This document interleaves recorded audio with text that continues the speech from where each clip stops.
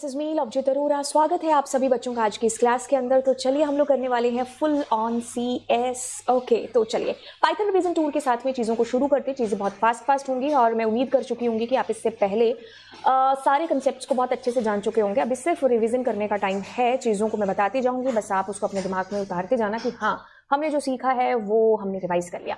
सबसे पहले बात करेंगे आइडेंटिफायर्स के साथ में। तो हम बात करते हैं सिर्फ और सिर्फ इसके रूल्स की। देखिए, आइडेंटिफायर्स जब भी हम डिक्लेयर करते हैं तो हमारे पास में रूल कहता है कि क्या चीज़ आ सकती है। तो सकती है चीज़ के अंदर आप छोटी बड़ी ABCD दे सकते हो, ठीक है। कैपिटल A to Z आपके पास आ सकता है, आपके पास अंडरस्कोर आ सकता है, आपके पास 0 to 9 डिजिट्स आ सकते हैं। बस एक चीज़ ध्यान रखनी है कि जब भी आप डिजिट्स दोगे तो आपको फर्स्ट पोजीशन पर नहीं रखना है। मतलब A1 इज इक्वल टू 10 हो सकता है, but 1A is equal to 10 नहीं हो सकता। फर्स्ट जो करेक्टर होगा ना, दैट मस्ट बी आपका या छोटी बड़ी ABCD या फिर अंडरस्कोर होना चाहिए। उसके अलावा आप कुछ भी नहीं दे सकते हो। आप 0 to 9 फर्स्ट पोजीशन पर नहीं दे सकते, बाकी कहीं पर भी आ सकता है।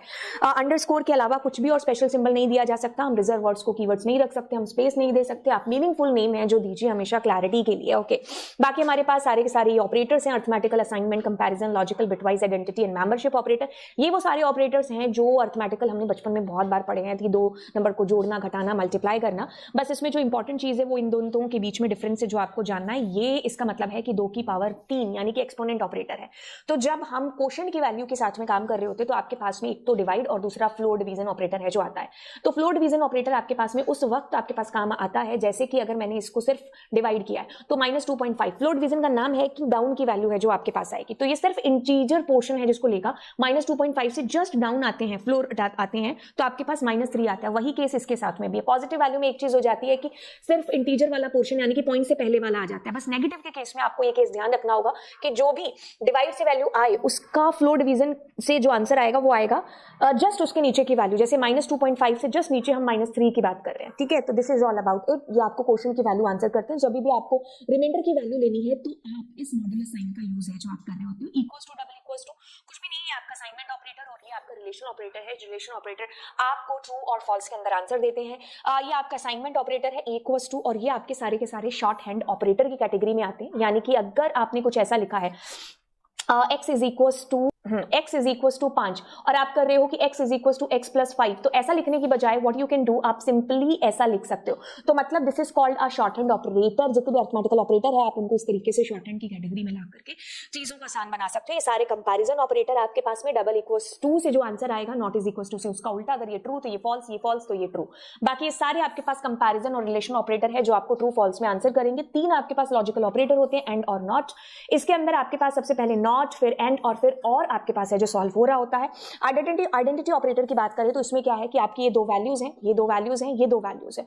मैंने क्या किया, यहां पर इस ऑपरेटर का यूज है जो कर दिया। अब ये इसका मेमोरी एड्रेस, इसका मेमोरी एड्रेस दोनों कंपेयर करके आपको ट्रू और फॉल्स में आंसर करेगा। ये हमारे यहां पर हमें इन दोनों का जो एड्रेस होगा, memory address, that will be different. That is the reason कि यहां पर आपके पास फॉल्स आया। अब जब आपको कंफ्यूजन हुई डबल इक्वल्स टू और इज के बीच में, तो इज आपका है जो दोनों तरफ के एड्रेस को यहां पर चेक कर रहा है, बल्कि डबल इक्वल्स टू सिर्फ दोनों के अंदर की वैल्यू को कंपैरिजन के तौर पर चेक कर रहा है, और इस आधार पर आपको ट्रू और इस आधार पर आपको यहां पर फॉल्स आंसर है जो मिल रहा है। मेंबरशिप ऑपरेटर की बात करें तो मेंबरशिप ऑपरेटर आपका है GN। ये सिर्फ वही काम कर रहा है कि ये क्या ये T इसके अंदर है, क्या ये इसके अंदर है तो आपको ट्रू कर देगा, नहीं है तो फॉल्स कर देगा। अगर आप नॉट का इस्तेमाल कर रहे हो तो नॉट हमेशा उल्टा आंसर आपको करता है।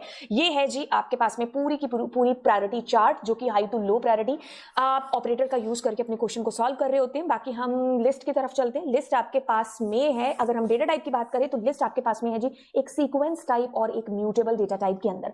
ओके, तो चलिए बढ़ते हैं, लिस्ट की बात करते हैं। लिस्ट एक ऑर्डर डेटा टाइप है, म्यूटेबल डेटा टाइप है, हेट्रोजीनियस डेटा टाइप है। ये सारे तरीके हो गए आपकी लिस्ट को डिक्लेयर करने के। और लिस्ट में अगर हम इंडेक्सिंग की बात करें तो ये 0 से 100 ऑन चलेगी तो लेफ्ट टू राइट है, और अगर हम राइट टू लेफ्ट की बात करेंगे तो वो -1 से चलेगी। ये बिल्कुल इस तरीके से हो जाएगा। अगर लेफ्ट टू राइट यानी कि 0 से 100 ऑन एंड नेगेटिव इंडेक्सिंग कुछ इस तरीके से काम कर रही होगी। आप दोनों तरफ से वैल्यूज को फैच कर सकते हैं। कंकैटिनेशन के लिए प्लस यानी कि 2 लिस्ट, 2 स्ट्रिंग, 2 ट्यूपल को आप आपस में चिपका रहे हैं। रिपीटेशन मतलब मल्टीप्लाई की बात हो रही है। मेंबरशिप मतलब हम इनकी बात कर रहे हैं। स्लाइसिंग हमें पता है कि हम अपने डेटा का कुछ हिस्सा है जो स्लाइस कर रहे हैं। 2 लिस्ट को आपस में जोड़ना यानी कि कंकैटिनेट करना, यहाँ रिपीटेशन, और यहाँ पर हम इन ऑपरेटर के थ्रू वैल्यू ढूंढ रहे हैं कि वो इस लिस्ट के अंदर है या नहीं है। स्लाइसिंग की बात हो रही है तो हम यहाँ पर कॉलम साइन है जिसका यूज कर रहे होते हैं। 1 3 लिखने का मतलब है हम 1 और 2 नंबर इंडेक्स की बात करें, या 0 1 2 यानी कि जो आपने स्टार्टिंग में वैल्यू दी है, अगर आपने नहीं दी है तो वो बाय डिफॉल्ट 0 से चलेगा, और अगर आपने मान लीजिए यहाँ एंड में 5 दिया है तो ठीक है कम तक चलेगा। बाय डिफॉल्ट स्टेप होता है जो यहाँ 1 होता है, अगर आप अपनी मर्जी से स्टेप देना चाहते हो तो आप दे सकते हैं।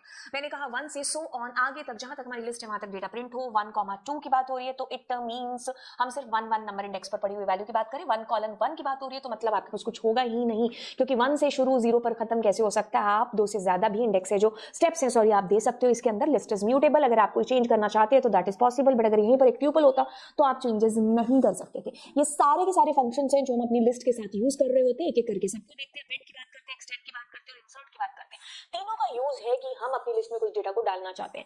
अपेंड का यूज होगा जब हमें एक वैल्यू इस लिस्ट की लास्ट में डालनी है। एक्सटेंड का यूज होगा जब हमें एक या एक से ज्यादा वैल्यूज को लिस्ट के लास्ट में ऐड करना है। इंसर्ट का मतलब होगा कि जब हम अपनी मर्जी से अपनी लिस्ट के अंदर कहीं पर भी कोई एक वैल्यू है जो डालना चाहेंगे तब हम इंसर्ट का यूज है जो कर रहे होते हैं।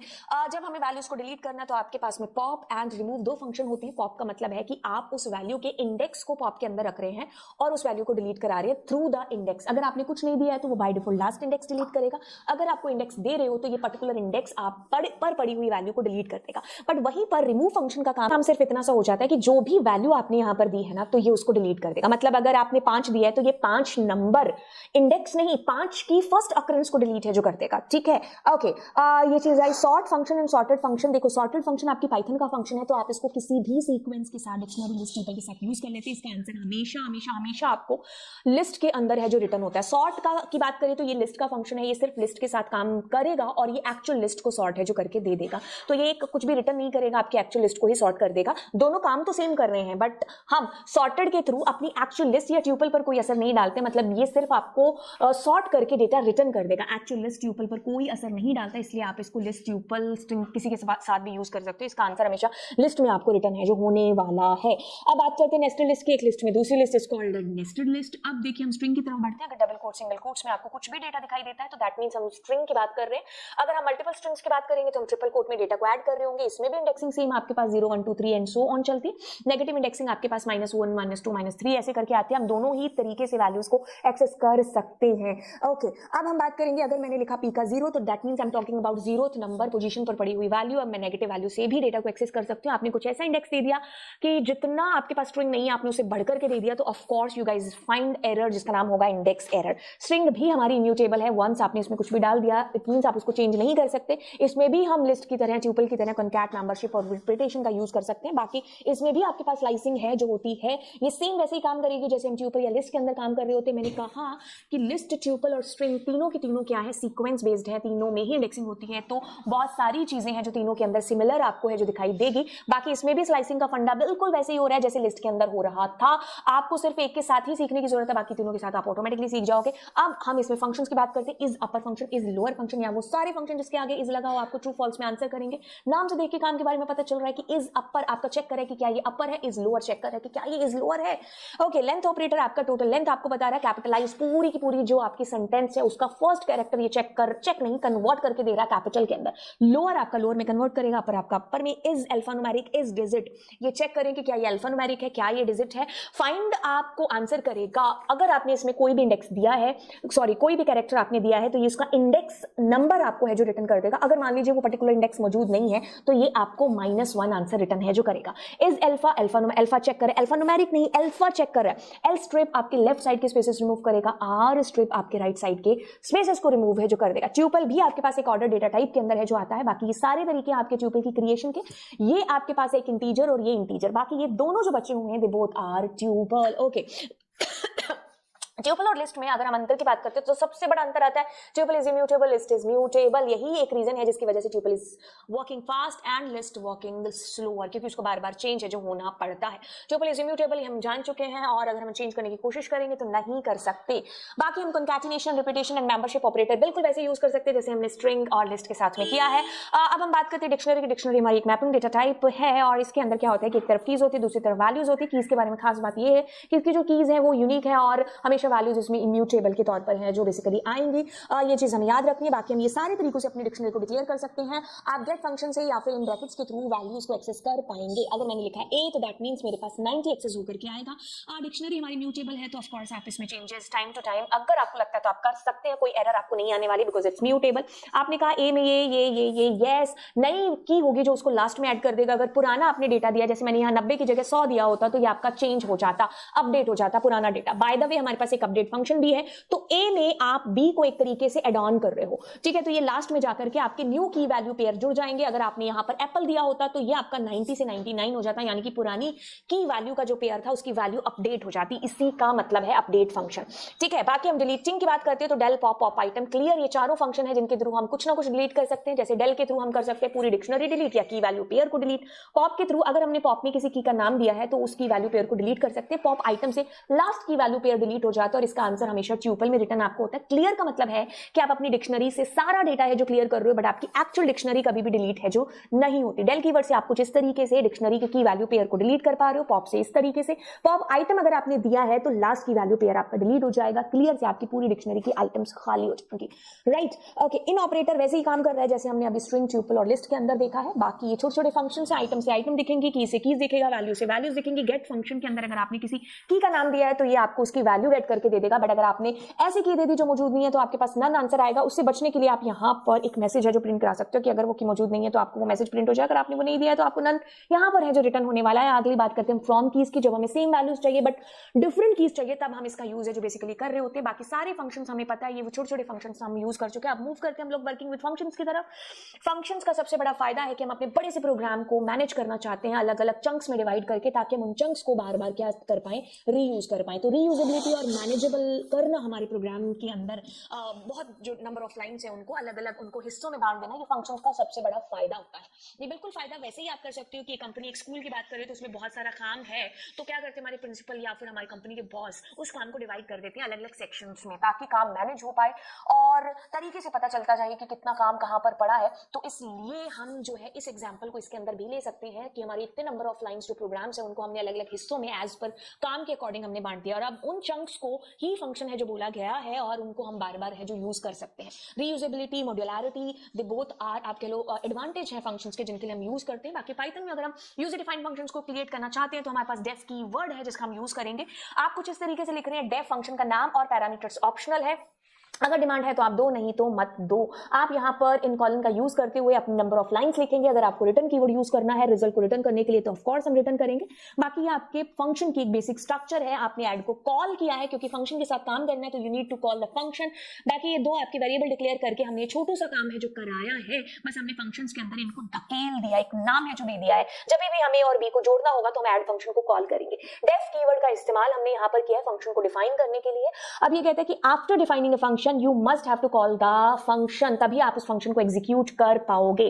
जब तक आप कॉल नहीं करोगे तब तक आपका फंक्शन काम नहीं करेगा। एक प्रोग्राम में एक से ज्यादा फंक्शन हो सकते हैं, हम पहले उसको डिक्लेयर करेंगे तब हम उसको कॉल है जो कर सकते हैं। Before declaration we can not call to any function. अगर हमने कोशिश की तो हमें एरर आ जाएगी। बाकी दो इसमें चीजें हैं, that is parameter and argument, जो आपके फंक्शन डिक्लेरेशन में डेफ कीवर्ड्स के साथ आप यूज करते हो वो आपके पैरामीटर्स होते हो, जो आप फंक्शन कॉल के अंदर वैल्यूज को भेजते हो। दे बोथ आर, मतलब अगर आपने दो भेजी है या दो से ज्यादा कोई भी वैल्यू आपने भेजी है फंक्शन कॉल के अंदर तो वो आपकी आर्ग्यूमेंट है जो होती है। आपको परिभाषा जो याद रखनी है। अब इसी के साथ दो टर्म और भी यूज में आती है, विच इज एक्चुअल पैरामीटर और फॉर्मल पैरामीटर। देखो, ए फॉर एक्चुअल है और ए फॉर आर्ग्यूमेंट है, तो यानी कि आपके जो आर्ग्यूमेंट है ना उन्हीं को आप एक्चुअल पैरामीटर कहते हो, क्योंकि वो आपकी एक्चुअल वैल्यू, और जो पैरामीटर में होते हैं उनको आप फॉर्मल पैरामीटर या फॉर्मल आर्ग्यूमेंट के नाम से तो जानते हो।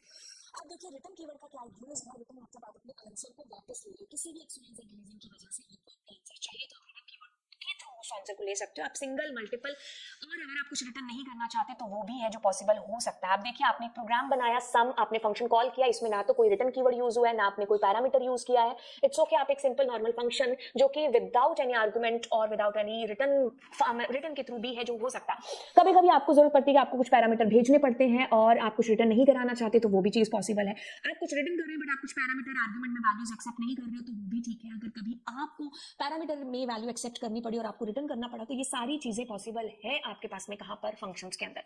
आप देखिए, फंक्शन आपके फंक्शन के अंदर रिटर्न जो है ना वो आपकी लास्ट स्टेटमेंट है। अगर आप उसके बाद कुछ भी लिखते हो तो वो एग्जीक्यूट बेसिकली नहीं होगा। तो ये 4-5 चीजें आपको ध्यान रखनी है कि आप रिटर्न इस तरीके से कुछ भी है जो आप रिटर्न करा लो, राइट। अगर आपने यहाँ पर कुछ रिटर्न नहीं कराया है तो आपको नन यहाँ पर प्रिंट है जो होने वाला है। आप एक वैल्यू रिटर्न करा सकते हो, एक से ज्यादा रिटर्न करा सकते हो। रिटर्न मींस जस्ट आप अपने आंसर को वापस ले रहे हो।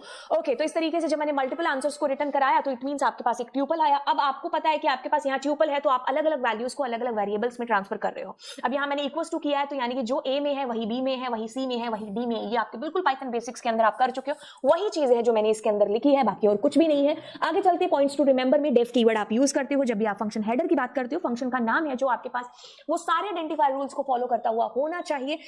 फंक्शन आर्गुमेंट ले भी सकता है और नहीं भी ले सकता है, मतलब ऐसे पैरामीटर उसमें वैल्यू एक्सेप्ट हो भी सकती है, नहीं भी हो सकती है, it's optional, it depends on the functions या प्रोग्राम की रिक्वायरमेंट के ऊपर। कॉलन आपको जरूर है जो देना ही पड़ेगा। Function can contain one or more statement to perform specific task, कितनी भी लाइंस है जो आप उसके अंदर लिख सकते हो। रिटर्न करना है करो, नहीं करना है मत करो, ये फंक्शन की रिक्वायरमेंट या उस प्रोग्राम के ऊपर डिपेंड करेगा कि आपसे क्या पूछा गया है। आपको फंक्शन कॉल है जो जरूर करना होगा। बाकी अगर आर्गुमेंट्स की बात करेंगे, पोजिशनल या रिक्वायर्ड होते हैं जिनको हमने आज तक यूज किया था। यानी कि अगर हम इसकी बात करें तो 10 में इसमें भेज रही हूँ, 20 में इसमें भेज रही हूँ, तो अगर मैं यहां से मान लीजिए 20 को नहीं भेजूंगी तब मेरे को है जो एरर आएगी, क्योंकि मैंने वहां पर पैरामीटर 2 दे दिए लेकिन आर्गुमेंट एक ही है जो भेजा है। तो ये 10, 20 ए बी ये आपके रिक्वायर्ड हो गए, जितने आपने आर्गुमेंट रखे उतने आपको पैरामीटर भी है जो देने होंगे। अब उस टाइम पर जैसे मान लीजिए मैं इसकी बात करूं तो मैंने यहाँ पर कुछ नहीं है जो दिया है एज ए आर्गुमेंट, तो ऐसे केस में ए में 10 और बी में 20 है जो काम करेगा, यही कहलाता है डिफॉल्ट असाइनमेंट। अब मैंने 15 दिया है तो 15 आपका जाएगा ए में, पहले में जाएगा, और बी में क्या काम करेगा 20।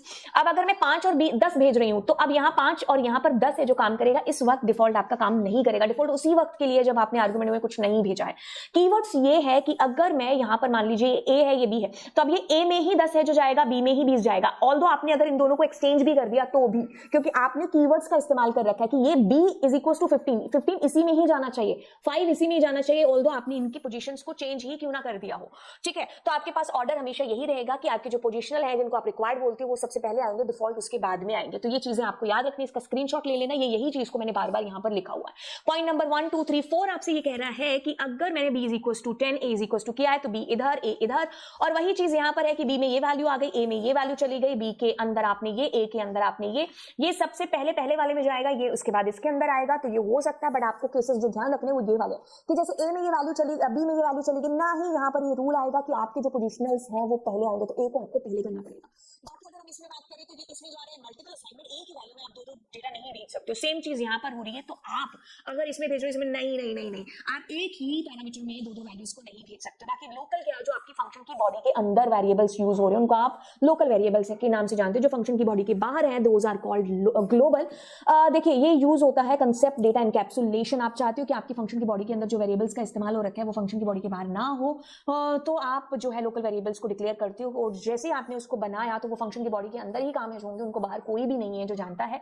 ओके, अब ग्लोबल की बात करेंगे जो थ्रू आउट आपके प्रोग्राम में कहीं पर भी इस्तेमाल हो सकते हैं, क्योंकि फंक्शन की बॉडी के बाहर आपके मेन के अंदर इनको डिक्लेयर है जो किया जाता है, इसके अंदर ये जो है दैट इज व्हाट ग्लोबल। आप ग्लोबल को फंक्शन के अंदर बिना किसी रोक टोक के यूज कर सकते हो। तो लोकल जो फंक्शन के इनसाइड है, ग्लोबल जो फंक्शन के बाहर है, ग्लोबल जिनको आप कहीं भी यूज कर सकते हो, लोकल जिनका लाइफ साइकिल सिर्फ एक फंक्शन के अंदर ही लिमिटेड है जो होता है। ग्लोबल कीवर्ड का इस्तेमाल करके आप यूज तो खैर कर ही रहे थे, लेकिन अब आप ग्लोबल की वैल्यू को चेंज भी है जो कर सकते हो। जैसे अगर मैंने लिखा ग्लोबल एक्स, अब देखो ये जो वैल्यू है 100 आपके पास में, इसमें प्लस 10 हो चुका है, यानी कि अभी 110 हो चुकी है। तो आप ग्लोबल कीवर्ड का इस्तेमाल करके फंक्शन की बॉडी के अंदर ग्लोबल की वैल्यू को चेंज कर सकते हो। तो ये तीनों पॉइंट्स आप यहाँ पर ध्यान रखोगे। बाकी हम बात करेंगे अभी फाइल्स की। फाइल्स क्या है? कलेक्शन ऑफ डेटा है जिसके अंदर हम अपने डेटा को स्टोर करके रखते हैं। क्यों रखते हैं? क्योंकि हमें फ्यूचर में हो सकता है उस डेटा से कोई काम है जो होगा। तो हमारे पास 3 तरीके से फाइल्स हैं जो होती हैं, टेक्स्ट फाइल, सीएसवी फाइल और बाइनरी फाइल। टेक्स्ट फाइल आपकी .txt या ये सारी एक्सटेंशंस वाली जो फाइल्स यहाँ पर दे रखी है, सारी टेक्स्ट फाइल्स हैं जो प्लेन ह्यूमन रीडेबल टेक्स्ट के अंदर होती है, हम इनको समझ सकते हैं। इन लाइन्स, इसके अंदर जितनी भी लाइन्स होती हैं आपकी, जैसे आप एंटर प्रेस करते हो तो न्यू लाइन कैरेक्टर जनरेट हो जाता है, ठीक है। तो ये नॉर्मल आपके टेक्स्ट एडिटर में आप इनको ओपन करते हो तो ये ह्यूमन रीडेबल है, हम इनको पढ़ सकते हैं। सीएसवी फाइल भी हमारी टेक्स्ट फाइल का ही पार्ट है। जब हमें अपने डेटा को रोज और कॉलम्स के अंदर देखना होता है टेबल की फॉर्म में, तब हम सीएसवी फाइल्स का यूज है जो करते हैं। बाइनरी फाइल हमारी ह्यूमन रीडेबल नहीं होती है। एज इट्स नेम से 0 और 1, बिल्कुल यहाँ पर 0 और 1 का इस्तेमाल है जो होता है जब डेटा है जो मेमोरी के अंदर स्टोर होता है। जब भी आप ऐसी फाइल्स को, जो बाइनरी फाइल्स है जैसे जेपीजी फाइल, आपने अगर उसको टेक्स्ट फाइल में कन्वर्ट करके देखने की कोशिश की तो आपको वो डेटा रीडेबल फॉर्म में नहीं आएगा, आपको अजीब अजीब उसके कैरेक्टर दिखेंगे। तो ये आपकी बाइनरी फाइल्स है। बाइनरी फाइल आपकी फास्ट भी होती है और ज्यादा सिक्योरिटी वाली भी होती है, क्योंकि ये ह्यूमन रीडेबल नहीं है तो कोई भी इसके अंदर डेटा को पढ़ नहीं सकता है। तो ये हमारी बाइनरी फाइल के अंदर है। बाकी देखो, जब हम फाइल्स के साथ काम करते हैं तो हमें एक मोड पैरामीटर है जो देना पड़ता है कि हम अपनी फाइल को रीड करना चाहते हैं, राइट, अपेंड, क्या करना हम चाह रहे हैं। तो मेन चीज है यहाँ पर, अगर आपकी फाइल मौजूद नहीं है तो ये आपको एरर देगा। यहाँ पर अगर आपकी फाइल मौजूद नहीं है W और A के अंदर तो आपकी नई फाइल क्रिएट हो जाएगी।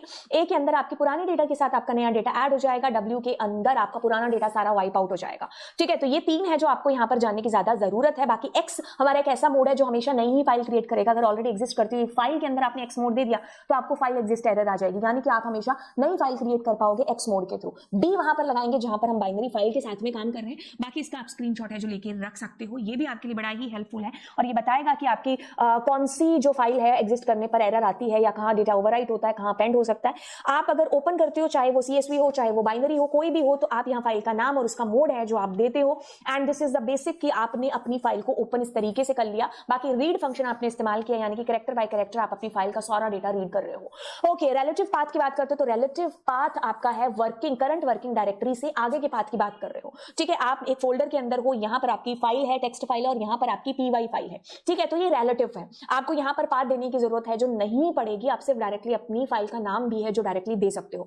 अब मान लीजिए आप जो है एक फोल्डर के अंदर हो, इस फोल्डर का नाम है ओके और इसके अंदर आपकी PY फाइल है। फिर इसके अंदर एक फोल्डर है जिसका नाम है बाय, जिसके अंदर आपकी टेक्स्ट फाइल है। तो यहां से अगर आप ओके डायरेक्टरी से ओके जो आपका फोल्डर है वहां से आगे आप बाय का पाथ देते हो तो ये भी आपका किस में आता है, इसमें रिलेटिव पाथ में आता है, करंट वर्किंग डायरेक्टरी से। तो यानी कि आप डेटा नाम का जो फोल्डर है ना, मतलब जिस डायरेक्टरी में आप हो वहां से आगे आपकी इन्फो फाइल है जो आपको एक्सेस करनी है। बल्कि जब एब्सोल्यूट पाथ की बात होती है तो आप पूरा D ड्राइव C ड्राइव से पूरा एब्सोल्यूट पाथ है जो आप दे रहे होते हो रूट डायरेक्टरी से, that is your absolute path. बाकी ये सारे तरीके हैं जिनके थ्रू आप अपनी फाइल को ओपन कर सकते हो। R mode is by default mode, ये दोनों के बीच में अंतर हुआ। रीड लाइंस को आप जानते हो, रीड फंक्शन है जो आपको हमेशा स्ट्रिंग में आंसर रिटर्न करता है। जितने भी कैरेक्टर हैं वो आपके सारे के सारे रीड होकर के आपको दिख जाते हैं। आप इसमें अगर 100 डालते हो तो 100 आपके पास कैरेक्टर आपको डिस्प्ले हो जाएंगे। जैसे इसमें आपको फुल फाइल डिस्प्ले हो रही है, इसमें सिर्फ आपको फाइल के 5 कैरेक्टर आपको डिस्प्ले हो रहे हैं। अगर आपने कुछ ऐसा नंबर दे दिया जो कि आपकी फाइल की लेंथ से ज्यादा हो तो पूरी की पूरी फाइल आपको प्रिंट हो जाएगी। अगर आपने रीड 2 बार किया है तो ये पहले 5 कैरेक्टर, उसके बाद आगे के 20 कैरेक्टर वहां से शुरू करता हुआ आपको आंसर है जो रिटर्न करेगा। रीड लाइन में क्या होता है कि सिर्फ और सिर्फ एक ही लाइन आपको मिलती है। इसको कैसे पता चलता है, जहां पर न्यू लाइन कैरेक्टर है जो आपके पास में होता है, तो न्यू लाइन कैरेक्टर आपके पास में कुछ इस तरीके से आएगा। आप 2 बार करते हो तो ये दूसरी लाइन आपको इस केस में प्रिंट कराने वाला है और दैट्स इट। इसमें भी आपका जो आंसर है वो आपको स्ट्रिंग में है जो आएगा, 5 लिखा है तो आपको ये उस लाइन के 5 कैरेक्टर देगा। आपने 5000 लिख दिया है तो कराएगा ये आपको वही एक लाइन। अगर उसमें 5000 कैरेक्टर नहीं है तो एक ही लाइन है जो आपको देने वाला है। ठीक है, रीड लाइंस में आपका आंसर हमेशा किसमें आता है, लिस्ट में आता है। तो वो सारे प्रोग्राम जिसमें क्या है कि वो लाइन से M से शुरू हो रही है, वो लाइन X से शुरू हो रही है, तो ऐसे प्रोग्राम्स को हम ज्यादातर प्रेफर रीड लाइन से कर रहे होते हैं। इसमें आपकी सारी की सारी जो लिस्ट है वो आपको आपकी जो फाइल है वो आपको लिस्ट की फॉर्म में डिस्प्ले होने वाली है। इसका जो रिटर्न टाइप है that is what, list.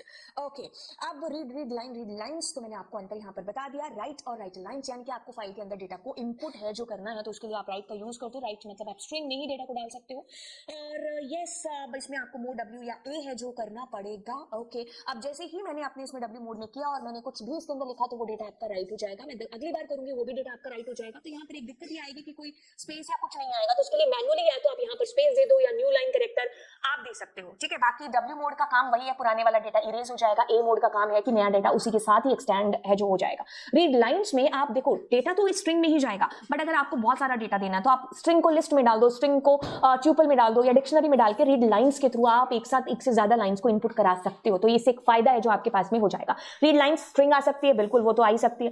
Read lines के थ्रू ऐसे में करके अपना मल्टीपल डेटा भी है जो भेज सकते हो आप, ट्यूपल या डिक्शनरी कुछ भी है जो इसमें दे सकते हो। बाकी हम आगे चलते हैं, which is what binary file. As its name से इसकी हम बाइनरी मतलब 0 और 1 की बात करें। इसमें नॉन टेक्स्ट यानी कि इमेजेस, वीडियोस, ऑडियो फाइल्स, इन सबको हम बाइनरी फाइल्स के अंदर ही लेते हैं। और अगर आप इनको टेक्स्ट फाइल के थ्रू खोलने की कोशिश भी करोगे तो आपको कुछ भी समझ में नहीं आएंगे। या सारे आपकी बाइनरी फाइल्स के अंदर है। आप बाइनरी फाइल के अंदर जब हमें डेटा के साथ काम करना होता है तो हम एक मॉड्यूल को यूज करते हैं जिसका नाम है आपके पास पिकल मॉड्यूल, जिसमें 2 टर्म यूज होने वाली है, सीरियलाइज और डीसीरियलाइज। अब ये दोनों टर्म का मतलब क्या है इसको समझिए। हम बात करें सीरियलाइजेशन यानी कि पिकलिंग की और डीसीरियलाइजेशन यानी कि अनपिकलिंग की। अब क्या है कि आपके पास पाइथन ऑब्जेक्ट है, चाहे वो लिस्ट हो, ट्यूपल हो, डिक्शनरी हो। अब उसको किसमें है, इसमें बाइट स्ट्रीम के अंदर है जो कन्वर्ट करना है, यानी कि हम डंप कर रहे हैं अपने डेटा को, राइट कर रहे हैं हम अपने डेटा को अपनी फाइल के अंदर। तो इस टर्म को क्या बोला गया है, पिकलिंग बोला गया है, सीरियलाइजेशन बोला गया है। इसके लिए फंक्शन यूज होगा विच इज व्हाट डंप। अब वही चीज आपको दोबारा रिवर्स फॉर्म में करनी है, दोबारा से आपकी बाइट स्ट्रीम को आप पाइथन ऑब्जेक्ट में रीड कराना चाहते हो तो हम इसको बोलते हैं लोड कराना यानी कि अनपिकलिंग यानी कि डीसीरियलाइजेशन करना। तो यानी कि सीरियलाइजेशन मतलब हम पिकलिंग की बात करें, कन्वर्ट्स पाइथन ऑब्जेक्ट्स, चाहे वो लिस्ट हो, डिक्शनरी हो या कोई भी पाइथन ऑब्जेक्ट हो, इनटू बाइनरी फॉर्मेट के अंदर। तो यानी कि हम अपनी लिस्ट के अंदर हमने डेटा लिया, अब हम उसको बाइट स्ट्रीम में कन्वर्ट करा रहे हैं। तो पिकल मॉड्यूल के अंदर एक डंप फंक्शन है जो यूज होगा। इस पूरी प्रोसेस को सीरियलाइजेशन या पिकलिंग का नाम है जो दिया गया है। और वही चीज वापस हमें लेनी है तो इसके लिए लोड फंक्शन का इस्तेमाल होगा जिसको अनपिकलिंग या डीसीरियलाइजेशन का नाम दिया गया है। ये पिकलिंग की और टर्म्स है, सीरियलाइजेशन, मार्शलिंग और फ्लैटनिंग।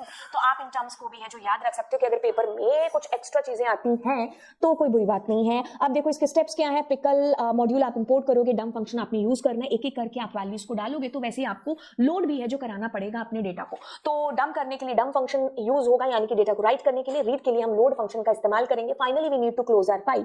पिकलिंग आपको टर्म पता चल रही है कि converts Python objects binary format में सेव कर देते हैं हम अपनी फाइल को। This term is called pickling. वैसे अनपिकलिंग हम वापस से फैच कर रहे हैं अपने डेटा को। राइट करने के लिए आप डिक्शनरी, नेस्टेड लिस्ट किसी का भी इस्तेमाल कर सकते हो, बट मेक श्योर जिस तरीके से आपने डेटा को डाला है उस तरीके से ही आप डेटा को लोड कराएंगे। तो आपके पास में वे नंबर 1 है जो हम अपने कॉमन जनरल प्रोग्राम्स की बात करते हैं कि WB मोड में आपको ओपन करना है BY because we are working with a binary file. आपके पास आपने इंफिनिटी लूप चला लिया। इसको ब्रेक करने के लिए हमने यूजर की चॉइस रखी है कि जब तक यूजर हाँ हाँ हाँ कहेगा तब तक हम इसमें वैल्यूज को ऐड कराते जाएंगे। जैसे यूजर ने ना ना ना बोला तो हम ब्रेक करके बाहर आ जाएंगे। अब इसमें क्या हो रहा है कि आपने एक नेस्टेड लिस्ट ले ली, पहले उसमें सारा डेटा इकट्ठा करेंगे फिर एक ही साथ में डंप कर देंगे। द रीजन इज एक ही साथ में हमें लोड भी है जो डेटा को कराना। तो ऐसे किस्म में हमें कोई भी ट्राई और एक्सेप्ट की जरूरत है जो नहीं पड़ती है। ट्राई एक्सेप्ट की जरूरत हमें वहां पड़ती है जहां हमें बार बार लोड फंक्शन का इस्तेमाल करना होगा। ठीक है, अब देखिए मैंने क्या किया, यहां पर बार बार डंप फंक्शन का इस्तेमाल करके लिस्ट में डेटा को डाल दी गई। ओके, अब जब मैंने डेटा को लोड कराना है तो मैंने डेटा को लोड करा लिया, लेकिन मेरे पास एक फर्स्ट रिकॉर्ड ही है जो आया, क्योंकि बार बार डेटा को डाला गया तो बार बार निकालने के लिए हमें लूप का इस्तेमाल करना पड़ेगा। लेकिन हमें पता नहीं कि हमारी फाइल के अंदर कितना डेटा मौजूद है, तो उसके लिए हमने लूप चलाया। मतलब हमने लूप चलाया तो हमें पता ही नहीं है, तो उस केस में हमारे पास क्या आएगी, एरर आएगी। ठीक है, तो एंड ऑफ फाइल एरर है जो हमें आती है। ऐसी एरर्स को हैंडल करने के लिए हम ट्राई और एक्सेप्ट का बेसिकली यूज है जो करते हैं। तो ये हमें लगाते हुए हमारे प्रोग्राम के अंदर हमें लगाना है जहां पर भी हम रीड करेंगे डेटा को। तो ये चीज हमें हमेशा याद रखनी है कि हमने डेटा को इनपुट किस फॉर्म में जो कराया था। अगर हमने बार बार इनपुट कराया था तो बार बार हमें लोड फंक्शन का इस्तेमाल करके उस डेटा को निकालना होगा। या तो हम फॉर लूप का इस्तेमाल कर ले कि हमारा लूप 5 बार चले क्योंकि हमने 5 बार ही डेटा को डंप किया है, या फिर अगर हम वाइल लूप का इस्तेमाल कर लें तो हमें ट्राई और एक्सेप्ट का यूज जरूर है जो करना पड़ेगा। बाकी हम बात करते हैं CSV फाइल की। तो बात करते हैं CSV फाइल की। तो CSV फाइल की फुल फॉर्म है जी कॉमा सेपरेटेड वैल्यूज। जब भी हमें अपने डेटा को टेबल की फॉर्म के अंदर देखना होता है या डालना होता है तब हम इसका यूज करते हैं CSV फाइल का। By the way it is also the part of text file, but हमें जब डेटा की रिक्वायरमेंट रोज एंड कॉलम्स की फॉर्म में हो जाती है तब हमारी जरूरत टेक्स्ट फाइल से CSV की तरफ मूव हो जाती है। अब देखो, आप कोई भी कॉमन अपनी नोटपैड की फाइल ओपन करके इस तरीके से अगर अपने डेटा को लिखते हैं, या फिर आपने अगर अपनी एक्सेल की फाइल को ओपन करके भी आपने क्या किया, इस तरीके से डेटा को लिखा, तो मतलब इसमें क्या है, ये एक एक रो को इस तरीके से रिप्रेजेंट है जो कर रही है एक एक लाइन। तो इसलिए इसको कॉमा सेपरेट वैल्यू बोला गया है, क्योंकि इसमें बाय डिफॉल्ट जो डेलीमीटर है दैट इज कॉमा है जो यूज में आता है। आप बस एक्सटेंशन दे देना जब भी आप इसको या इसको सेव करोगे .csv। ओके, अब CSV फाइल है, सिंपल फॉर्मेट है, लाइट वेट है, कंपैटिबिलिटी है, डेटा ट्रांसफर इजीली हो जाता है। तो ये सारी इसके फायदे हो गए। बाकी हम इसमें चीजें देखते हैं कि क्या हमें करना है। इसके लिए हमें सबसे पहले इंपोर्ट करना पड़ेगा CSV को। आप मोड कोई भी रखो, जिस तरीके से आपको डेटा एंटर करना है या डेटा निकालना है, मोड वैसे डिसाइड है जो हमारा होगा, यानी कि पर्पस क्या है फाइल को ओपन करने का। फाइनली हम अपनी फाइल को काम धाम करने के बाद भी उसको क्लोज कर देंगे। ठीक है, ये एक बेसिक स्टेप हो गए। अब देखिए, हमें जब डेटा को राइट करना है तब हम क्या यूज कर सकते हैं। आप चाहे तो CSV सबसे पहले क्या करना है, आपको CSV मॉड्यूल को इंपोर्ट करना है। ठीक है, अब CSV मॉड्यूल इंपोर्ट हो गया तो उसके बाद में आपको राइटर फंक्शन के थ्रू एक ऑब्जेक्ट क्रिएट करना होगा, क्योंकि वो एक ऑब्जेक्ट जरिया बनेगा जिसके थ्रू आप राइटर रो या राइटर रोज नामक 2 फंक्शंस को कॉल कर सकते हो एज पर द जरूरत कहती है कि अगर आपको एक एक रो करके एंटर करना है डेटा तो आप इसका इस्तेमाल कर लो। अगर आपको इकट्ठा बंच में डेटा एंटर करना है अपनी फाइल के अंदर तो रोज S का इस्तेमाल है जो आप कर लो। तो स्टेप कहता है कि first you need to import CSV module, writer का ऑब्जेक्ट, देन राइटर के ऑब्जेक्ट के थ्रू आप अपनी रिक्वायरमेंट के अकॉर्डिंग राइटर रो या रोज को कॉल कर सकते हो। राइटर रो के through 1 row at a time है जो एंटर होगी। आप लूप का सहारा लेकर के बार बार इसको कॉल करके भी है जो मल्टीपल लाइंस एंटर करा सकते हो अपनी फाइल के अंदर। और इससे बचने के लिए आप एक और काम कर सकते हो कि पहले आप एक पूरा नेस्टेड लिस्ट का बंच तैयार कर लो, उसके बाद आप उसको राइटर रोज के थ्रू एक ही साथ डंप या फिर डाल दो अपनी डेटा को अपनी फाइल के अंदर। ठीक है, और जब आपको रीड करना है तो जैसे आपने राइटर का ऑब्जेक्ट बनाया था वैसे ही आपको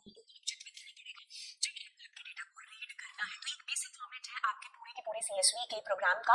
आप जब भी आपके पास कोई प्रोग्राम आएगा तो हम इसी तरीके से लिख रहे होंगे, क्योंकि फाइल में होगा क्या at the end, data enter होगा या डेटा को रीड किया जाएगा। अब वो कुछ भी डेटा है जो हो सकता है, वो आपके क्वेश्चन के ऊपर डिपेंड करेगा। जैसा क्वेश्चन आपको पेपर में पूछा गया, हर फाइल है जो आप ओपन करोगे पेपर में, क्वेश्चन कैसा भी क्यों ना आ जाए, ओपन तो होगी ना फाइल आपकी। अब आप उसमें राइटर का ऑब्जेक्ट बनाओगे, हेडिंग दोगे, आपको फॉर लूप पूछा है, व्हाइल लूप पूछा है, जो मर्जी लूप है जो आप यूज कर सकते हो। डेटा आपने यहाँ पर एंटर किया है कि ये मैंने इसलिए ये मैंने ऊपर ले लिया, आप चॉइस भी ले सकते थे कि अगर आपने एग्जिट कह दिया तो आप ब्रेक करके लूप से बाहर आ सकते हो। बाकी आप नाम वाम जो भी आपको बोला है आपने एक एक करके उसको एंटर कर दिया, अनटिल अनलेस यूजर ने खुद ने नहीं बोला एग्जिट करने के लिए। अब आप क्या करेंगे, रीडर का ऑब्जेक्ट बना करके उसको लूप के अंदर रखते हुए आप एक एक करके डेटा को रीड आउट कर लेंगे, डेटा को निकाल लेंगे। ठीक है, ये चीज आपको याद रखनी। राइटर रोज से आप एक ही साथ मल्टीपल जो रोज हैं उनको डंप कर सकते हो, उनको डाल सकते हो अपनी फाइल के अंदर।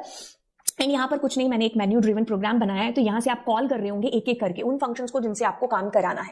अब हम मूव ऑन होते हैं स्टैक की तरफ, यानी कि हम उस डेटा स्ट्रक्चर की बात कर रहे हैं जिसमें हमारा डेटा है वो स्टैक की फॉर्म के अंदर डला हुआ है। यानी कि हम लीफो मैनर की है जो बात कर रहे हैं। लीफो मतलब जैसे अगर आपके सामने एक एसेट है तो इसमें जो लास्ट में इन हुई है वो कैसेट कौन सी, ये वाली। तो इस तरीके से ये जो ऐसे बंच बनता है ना, तो ये स्टैक ही होता है, ये स्टैक होता है। हम कॉमन भाषा में स्टैक बोलते हैं ना। बस इस सामान की जगह, इन पेपर्स की जगह, इन कैसेट की जगह पर आप मान लो कि आप डेटा की बात कर रहे हो, तो जो आपके कंप्यूटर में आपका डेटा है ना वो किस फॉर्म के अंदर है, स्टैक की फॉर्म में है। तो जैसे आपने डेटा को डाला, लास्ट में जो डेटा इन हुआ है, अब आप जब निकालोगे तो लास्ट वाले डेटा को पहले आउट करोगे। तो जो स्टैक है वो लीफो के ऊपर काम करता है। Last element inserted into the stack is the first one to be removed. Okay, तो ये सारे जो एग्जांपल है हमारी बेसिक लाइफ में स्टैक के ही एग्जांपल है। बस हमने इन पैसों की जगह, इन गिफ्ट्स की जगह, इन बुक्स की जगह हमने सिर्फ डेटा को इमेजिन करना है। तो हमारा डेटा इस तरीके से जा रहा है लीफो मैनर के अंदर। स्टैक यही होता है। स्टैक में कुछ बेसिक ऑपरेशन होते हैं, जैसे पुश करना, पॉप करना, पीक करना। पुश मतलब हम कोई नया आइटम डाल रहे हैं, नया डेटा डाल रहे हैं। पॉप मतलब हम लास्ट वाले आइटम को पॉप कर रहे हैं, निकाल रहे हैं। पीक मतलब हम सिर्फ अपने डेटा को देख रहे हैं या उसको सिर्फ प्रिंट करा रहे हैं, उसको डिलीट नहीं कर रहे हैं। तो ये एक बेसिक सा था। आपको अगर अपने डेटा को एंटर करना है अपने स्टैक के अंदर तो हम अपेंड का यूज करते हैं, क्योंकि अपेंड एक ऐसा फंक्शन है जो एक वैल्यू लास्ट में एंटर करता है। जब हमें डेटा को निकालना है तो हमारे पास में पॉप फंक्शन है, तो पॉप फंक्शन के थ्रू क्या हो जाएगा, हम अपने डेटा को पॉप कर लेंगे, तो लास्ट में जो डेटा इन हुआ है वो फर्स्ट में आउट हो जाएगा, क्योंकि आपको पता है पॉप में अगर आप कुछ नहीं देते तो लास्ट आइटम को डिलीट करता है। अगर हमें पीक करना है तो हम लास्ट आइटम को देखने के लिए -1 इंडेक्स देख सकते हैं, क्योंकि हमें पता है हमारी लिस्ट के अंदर -1 से जब इंडेक्सिंग शुरू होती है तो मतलब राइट साइड से शुरू हो रही होती है। हम डिस्प्ले कराने के लिए हम स्लाइस ऐसे भी उल्टी लिस्ट को प्रिंट करा सकते हैं, या फिर आप लूप चला करके भी अपने स्टैक को उल्टा प्रिंट है जो करा सकते हैं।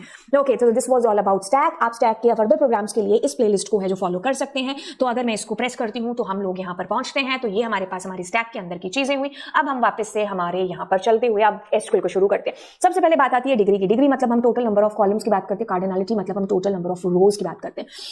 आपके पास जो भी टेबल है आप उसमें देखो कितनी रोज हैं, तो वो ही कार्डिनलिटी होगी। कितने कॉलम्स हैं तो वही हमारी डिग्री होगी। कैंडिडेट की होती है और प्राइमरी की होती है, सेकेंडरी की होती है, फॉरेन की होती है, सारी कीज हैं। सबसे पहले आप कोई भी टेबल को इमेजिन करो। मान लीजिए इस टेबल को इमेजिन कर लिया, इसमें जो यूनिकली डेटा को आइडेंटिफाई कराने के लिए एट्रीब्यूट्स यूज हो रहे हैं, यानी कि जो प्राइमरी की बनने के लायक है, वो सारे के सारे हमारे कैंडिडेट कीज है। जैसे कि अगर हम बात करें एडमिशन नंबर, एस नंबर, ये हमारे कैंडिडेट कीज हो गए। अब मैंने क्या किया, इसमें से इसको अगर प्राइमरी की बना दिया, क्योंकि प्राइमरी की 3 शर्तों पर आधारित है। पहला, उसमें सारा डेटा यूनिक आएगा, नॉट नल आएगा, और एक टेबल में एक ही प्राइमरी की है जो होगी। ये 3 शर्तें प्राइमरी की है। अब मैंने प्राइमरी की कहां से चूज करनी है, कैंडिडेट की से चूज करनी है। अब इसको चूज कर लिया तो ये जो पीछे बची हुई की है इसी को अल्टरनेट की का या सेकेंडरी की का नाम है जो दिया गया। Candidate key is a relation can have one or more attribute that takes distinct unique values. Any of these attributes can be used to uniquely identify the tuples in the relation. Such attributes are called candidate key as each one of them are candidate for the primary key. और जो उनमें से बच गया that is your secondary की या फिर alternate की। क्या प्राइमरी की मैंने आपको बता दी 3 शर्तें, सेकेंडरी की भी आपको पता चल गई। फॉरेन की मतलब 2 टेबल को रिलेट करते हैं हम। दूसरी टेबल का मतलब 2 टेबल हैं आपके पास में। अब इस टेबल की जो प्राइमरी की है इसको इसके साथ में मैंने जोड़ दिया। क्यों? दोनों टेबल को कनेक्ट करने के लिए। इस टेबल का रेफरेंस मुझे इस टेबल में चाहिए, तो मैंने यहां पर इसकी प्राइमरी की को यहां पर जब जोड़ा तो उसको प्राइमरी की नहीं, उसको फॉरेन की का नाम है जो दिया गया। इसीलिए हम इसको बोलते हैं अ कॉलम और a set of column in one table that references the primary की in another table.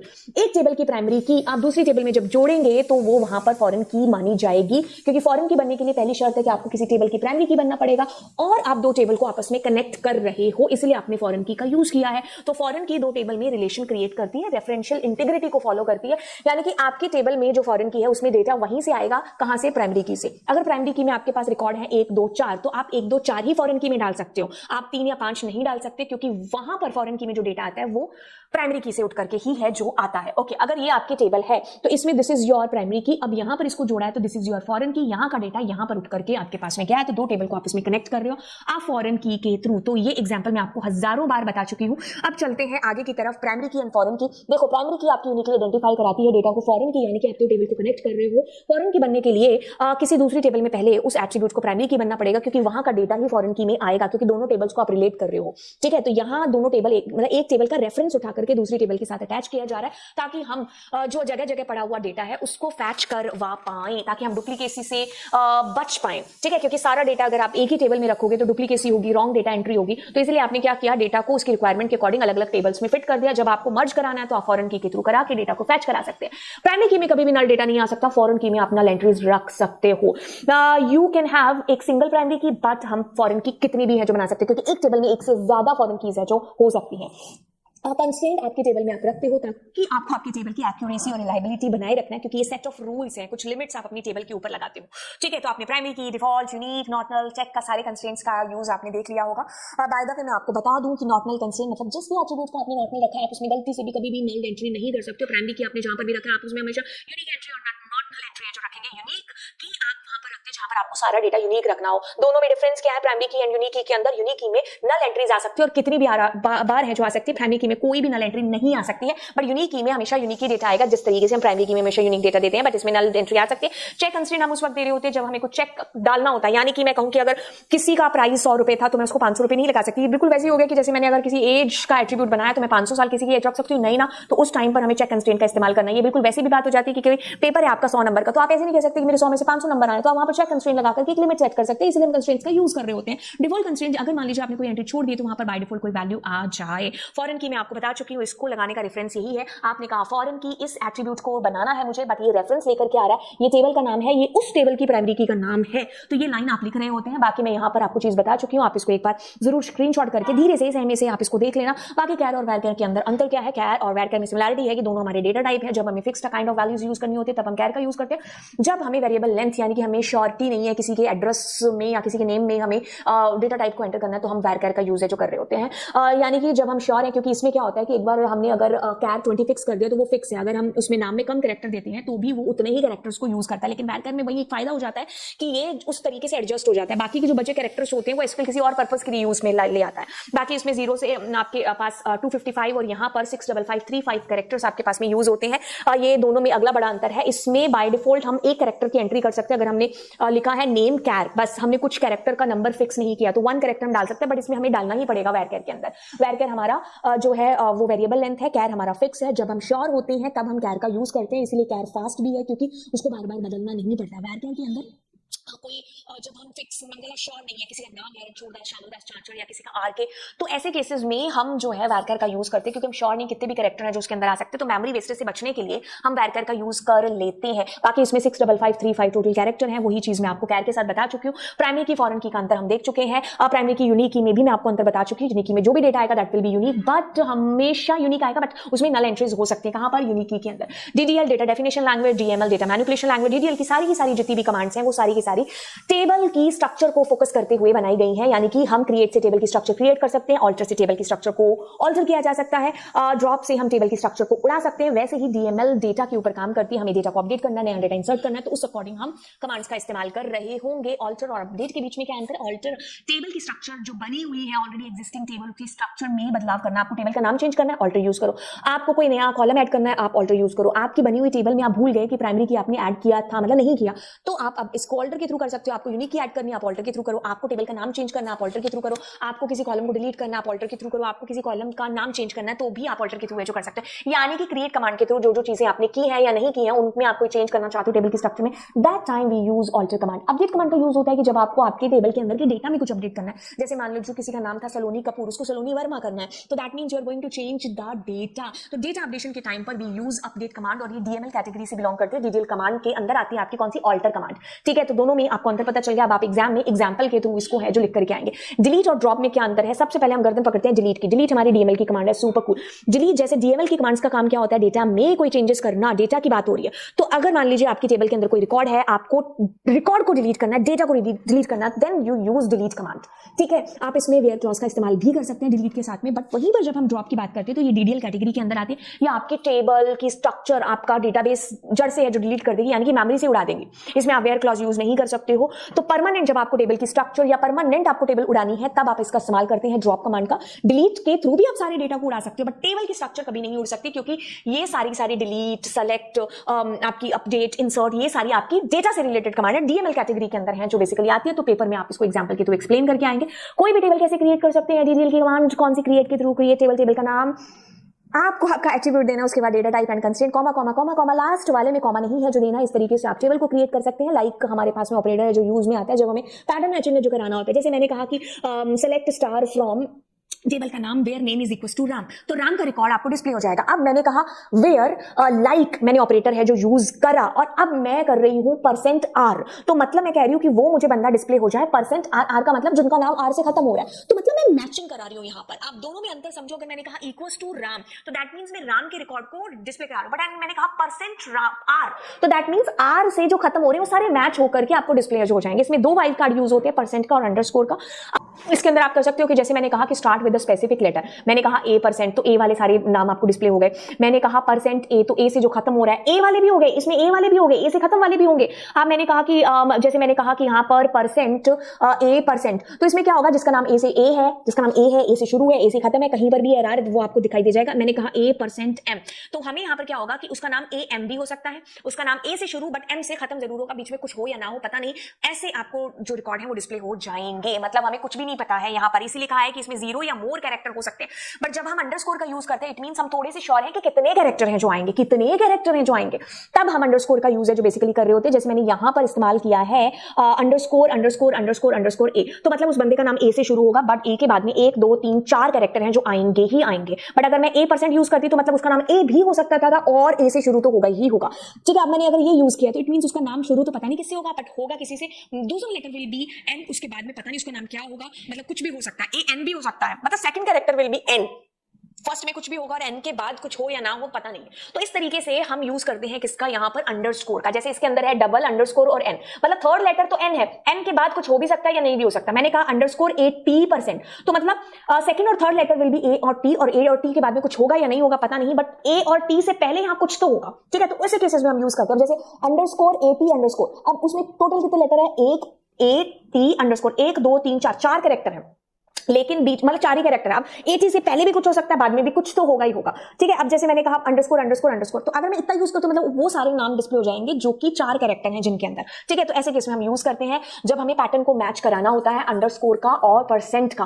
What is null, null entry मतलब हमने कुछ नंबर है जो मिसिंग है डेटा। ठीक है, जैसे आपने पेपर नहीं दिया और उसमें अब 0 तो डाल नहीं सकते, आप कहोगे मेरा 0 कैसे डालिए, 0 की तो एक इंपॉर्टेंस है ना, एक महत्व है, एक वैल्यू है ना। 0 नंबर आ गए यानी ये मम्मी की फ्लाइंग चप्पल है जो हमारे पास आ गई, वहां पर नल लिखा हुआ है, दैट मींस हम बच गए, हमने पेपर नहीं दिया। तो दोनों में बड़ा डिफरेंस है। इंटीजर नंबर है हमारा 0 और नल मतलब कुछ भी नहीं है, मिसिंग है डेटा, अनडिफाइंड है डेटा। ठीक है, तो हम नल का यूज है जो करते हैं जहां पर डेटा मिसिंग होता है। हम इसको कभी भी इक्वल्स टू से चेक नहीं करते, क्योंकि इक्वल्स टू से तो एक नंबर एक वैल्यू है जो चेक होगी। इसके लिए हम इस ऑपरेटर का यूज है जो करते हैं जब हमें चेक करना होता है, तो हम ऐसा यूज करते हैं is null, is not null. ठीक है, ना कि हम इक्वल्स टू या नॉट इक्वल्स टू नहीं यूज करते हैं नल के साथ में, बिकॉज नल कोई वैल्यू नहीं है, नल मतलब मिसिंग डेटा। ठीक है, अनडिफाइंड डेटा। ऑर्डर बाय का यूज करते हैं, जितनी भी कमांड्स होती है ना उन सारी कमांड्स में सबसे लास्ट में ऑर्डर बाय यूज होता है। ऑर्डर बाय मतलब आपकी डेटा को असेंडिंग और डिसेंडिंग ऑर्डर में डिस्प्ले कराने के लिए यूज में आता है। बाय डिफॉल्ट ये असेंडिंग ऑर्डर में डेटा को डिस्प्ले कराता है, जब आपको डिसेंडिंग में कराना तो आप लास्ट में DESC है जो लिखते हैं। राइट। एग्रीगेट फंक्शंस हमारे पास में, जिनको ग्रुप बाय फंक्शंस या मल्टी रो फंक्शंस भी है जो बोला जाता है। ये सारे एग्रीगेट फंक्शंस हैं। इनमें से आप काउंट की बात करें तो काउंट में काउंट स्टार और काउंट यूज होते हैं। ये सारे के सारे एग्रीगेट फंक्शंस हैं, अपने नाम की तरह काम करें। मैक्सिमम यानी कि मल्टीपल रो में से एक मैक्सिमम वैल्यू देगा, मिनिमम मल्टीपल रो में से एक मिनिमम, एवरेज सारी वैल्यूज का एक एवरेज आपको निकाल करके दे देगा, सम सारी वैल्यूज का सम आपको निकाल करके दे देगा। अब देखो जैसे आपके पास में एक टेबल है, उस टेबल में एक एट्रीब्यूट है जिसका नाम है मार्क्स। मैंने कहा 3 4 नल और 4 5। अब ऐसे किस्म में क्या होगा कि ये और काउंट भी, अगर हम काउंट स्टार को बाहर है जो निकाल दे, काउंट के अंदर मैंने यहां लिख दिया मार्क्स। अब ये सारे के सारे नल को इग्नोर करेंगे। मतलब अगर हम एक्स की बात करें तो आपके पास 5 आंसर आएगा, मिनिमम की बात करें तो 3, एवरेज की बात करें तो उसमें 3 + 4 + 4 + 5 अपॉन में 1 2 3 4 आएगा। ठीक है, ना कि आप इसमें 5 रखेंगे। वही चीज सम के केस में है, नल विल बी इग्नोर्ड। ठीक है, लेकिन जब काउंट स्टार की बात होती है तो स्टार मतलब सारी की सारी रो, तो स्टार आपको आपकी टेबल की पूरी रोज को काउंट करके दे देगा। लेकिन अगर आपने किसी कॉलम का नाम दिया, जैसे हम इसी टेबल के अंदर की बात कर ले, अगर मैंने इसमें मार्क्स लिखा है तो काउंट मार्क्स के थ्रू आपके पास 1 2 3 4 आंसर है जो आना चाहिए, नॉन नल वैल्यूज को काउंट करके आपको दे देगा। ग्रुप बाय जो क्लॉज होता है हमारा, वहां पर हम यूज करते हैं जहां पर कुछ ग्रुप बन रहे होते हैं। जैसे अगर हम किसी टेबल की बात करें तो वहां पर एक जेंडर नाम से कॉलम दे रखा है, मेल और फीमेल, तो हम ऐसे एट्रीब्यूट्स को में इसको लगाते हैं जहां पर वैल्यूज रिपीट हो रही होती है, ग्रुप बन रहे होते हैं। मुझे काउंट करना है कि कितने मेल हैं, कितने फीमेल हैं, कितने रेड हाउस में बच्चे, कितने ग्रीन हाउस में बच्चे हैं, कौन सी क्लास में कितने ज्यादा नंबर है जो बने। तो ऐसे किस्म में हम ग्रुप बाय का इस्तेमाल है जो बेसिकली कर रहे होते हैं। ग्रुप बाय के साथ में हम कॉमनली यूज करते हैं इन सारे मल्टीपल रो फंक्शंस को, या फिर जिनको हम ग्रुप बाय फंक्शंस इसीलिए बोलते हैं क्योंकि ग्रुप बाय के साथ में बेसिकली यूज हो रहे होते हैं। तो ये कीवर्ड्स हैं आपके प्रोग्राम के अंदर, सॉरी आपकी कमांड्स के अंदर, मतलब जो क्वेश्चन पूछा है अगर आपसे पूछा जाए फॉर ईच ग्रुप बाय या section wise, category wise, year wise, city wise, region wise, house wise, तब हम ग्रुप बाय का यूज है जो बेसिकली कर रहे होते हैं।